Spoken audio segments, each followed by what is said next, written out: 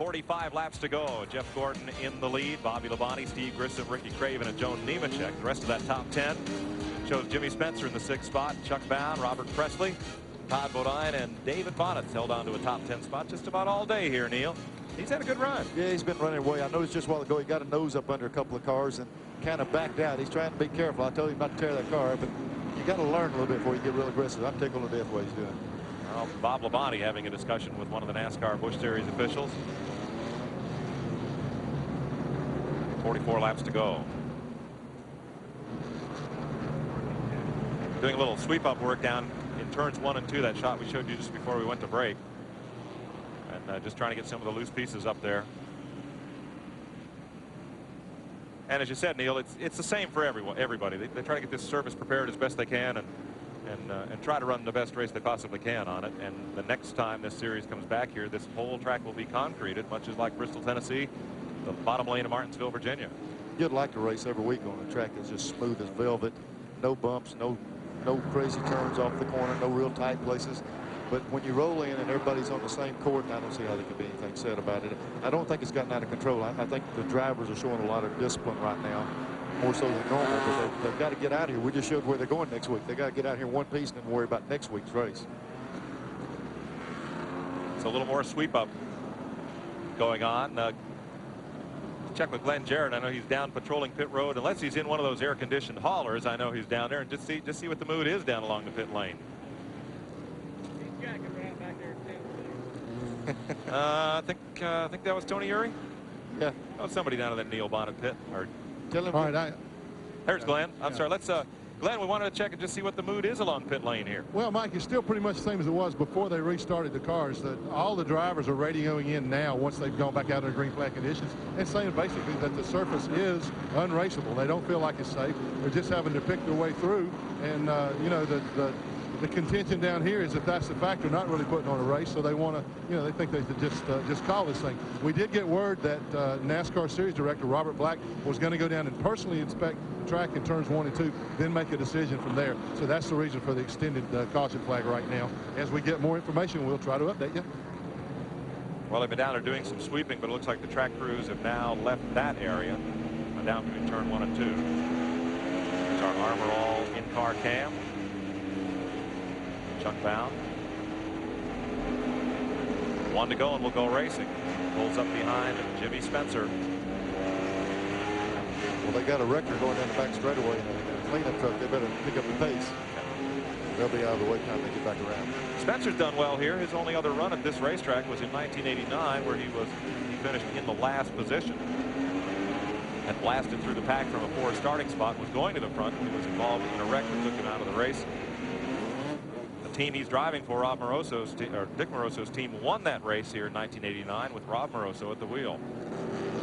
Look at Ricky Craven, Joe Nemechek, and there's Spencer, Bown, Presley, Bodine, and Bonnet, and Tom Peck. 40 laps to go here at Volusia County Speedway. This time, Bobby Labonte can't quite hang on to Jeff Gordon as they get the restart. No lap cars in the way, but Gordon pulls up smartly to a 2-car length lead. Yeah, Gordon got a good jump in, just what he needed, a little bit of cushion where he'd be a little more careful leading the race. Single file, they come on 4. Back to turn 1, Grissom in 3rd. Ricky Craven in 4th. And this is still a good battle right here for 6th spot. Robert Presley just filling up Chuck Bown's bumper right there. Now look to the inside, and there goes Bown. Lights him up, and Presley sneaks through. Neil Bonnet comes to his feet as David works his way by. And Troy Beebe spun to miss Chuck Bown. Caution flag, lap 162. And Gordon goes for a big slide up there coming out of turn number 4. Here they come to the flag. Grissom came to the flag first. Now that's kind of a That's kind of an honor deal. You're just supposed to, you know, they say you don't race back the flag, but you got to protect the lead. This is going to be interesting to see what they call here. Jeff Gordon went way up high in turn 3 as the caution flag waved, got up in the marbles. Labonte got underneath him, and then Grissom just put his foot down, and it looks as if Steve Grissom beat the pack back to the flag. NASCAR officials are in conference right now over how to call that one. Usually it's a deal where, you know, it's kind of a driver's code. You just kind of stay in line and go back. But they were fighting for the lead, and it's going to be interesting to see how they call this. If Grissom has the lead, we may see some fireworks here at Volusia County. Grissom's pulling back up there. He's getting right up behind the pace car on his own.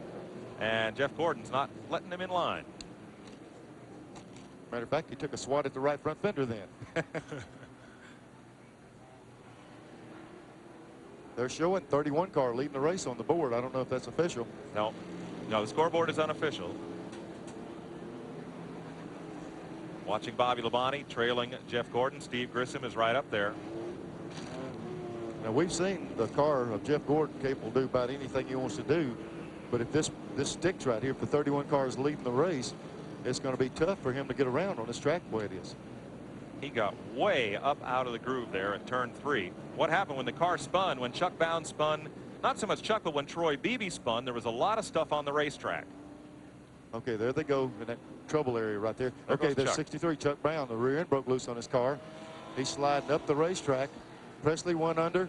Bown one. There goes David outside, and there's another car. And Grissom, while this is going, Grissom stood in the gas right here coming up. We're still okay to that point. Now the track's still okay. Here it is as Chuck Bown saw it.